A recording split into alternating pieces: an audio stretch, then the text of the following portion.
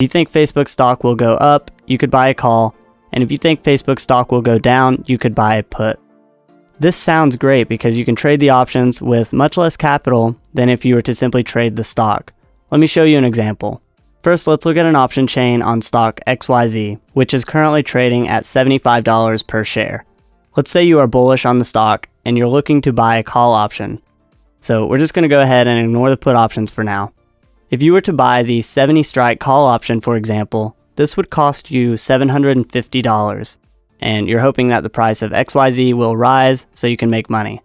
But this is not a very good trading strategy because it puts time decay against you, and not only does the price of XYZ have to move up, it has to move up a significant amount for you to even break even. In this case, your break even is at $77.50, a full 2.5 points above the current stock price. And if XYZ sits still and trades sideways, you're screwed because your option you just bought will decay each and every day. And that's what options are, guys. They are depreciating assets, and any smart investor is not going to buy a depreciating asset and call it an investment. Let me show you a better way that allows you to make a directional bet on the stock, but without having to buy a naked option or put up tons of capital to trade the stock itself. And we're actually going to eliminate time decay altogether. Instead of just buying the 70 strike call option, we're going to do something a little bit different. We're going to buy this option, but we're also going to simultaneously sell a cheaper out of the money option to reduce our cost. So in this case, we're going to buy the 70 strike call for $750, but we're also going to sell the 80 strike call for $250. This knocks our cost down by a full $250, and our net price is now just $500. This is called buying a vertical spread. By trading a vertical spread rather than simply buying a single option, we're able to significantly reduce the cost of our trade, which improves our break even on the trade and our probability of success. The net price we pay for this vertical spread is $5, so our break even is at $75 per share, which is where the current stock price is. If you're lost, hang with me. I'm going to show you how this works. Let's compare the two strategies in 3 different scenarios. Scenario number 1.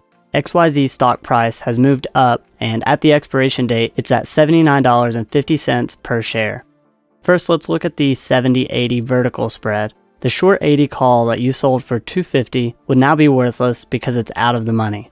So you made $250 on the short 80 call, and the long 70 call you bought for $750 is now $9.50 in the money, so it's worth $9.50. So you made $200 on the long 70 call. So your net profit is $450. Now remember, the net price we paid for the vertical spread was $500, so our return on capital was 90%. Our max risk was simply the net price we bought the spread for, which was $500. Now let's compare this to if we simply bought the 70 call for $7.50.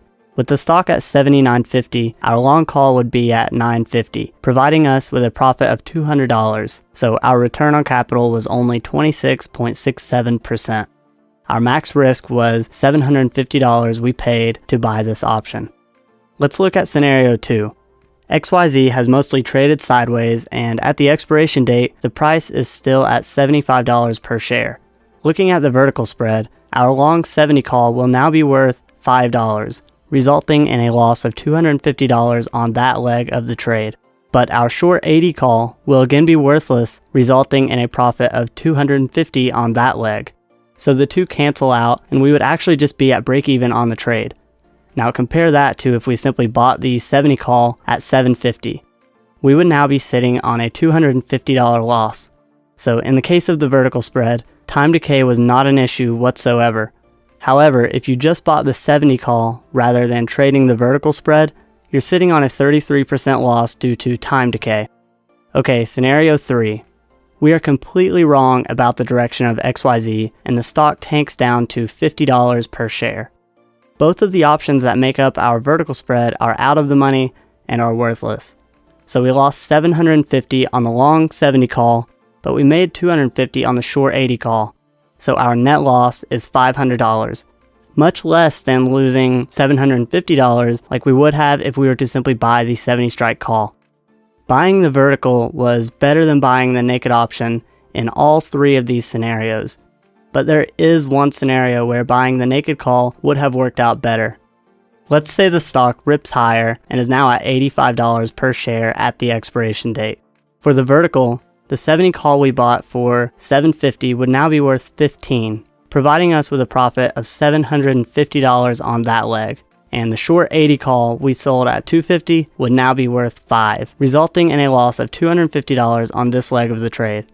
So our net profit is only $500 as opposed to $750 if we would have just bought the call. So that's the only downfall with the vertical spread, is that it has limited profit potential, whereas buying the naked option allows us unlimited profit potential. But is the profit potential really unlimited? Of course not. That's just theoretical, because theoretically a stock can go to infinity. But look, you still made 100% return on capital on the vertical spread, so what is there to be upset about? And trust me, these three scenarios are going to happen way more often, and the vertical spread will pay you far more in the long run than the few times you might eventually hit a home run with buying the naked option. Now, let me show you how to pull up an order to buy a vertical spread in the thinkorswim trading platform. All you're going to do is go to the option chain, right-click the option you want to buy, then click Buy Vertical. From there, all you have to do is adjust your strike selection. I personally prefer to buy one strike in the money and sell one strike out of the money when trading this strategy. Now, we can click Confirm and Send and view the pop-up box to see the details of the trade, such as max profit, max loss, capital required, and break-even stock price. And you can also do this on the put side if you want to make a bet that the stock will go down. So, alright guys, hope you enjoyed the video and learned from it. If so, be sure to click the like and subscribe button below.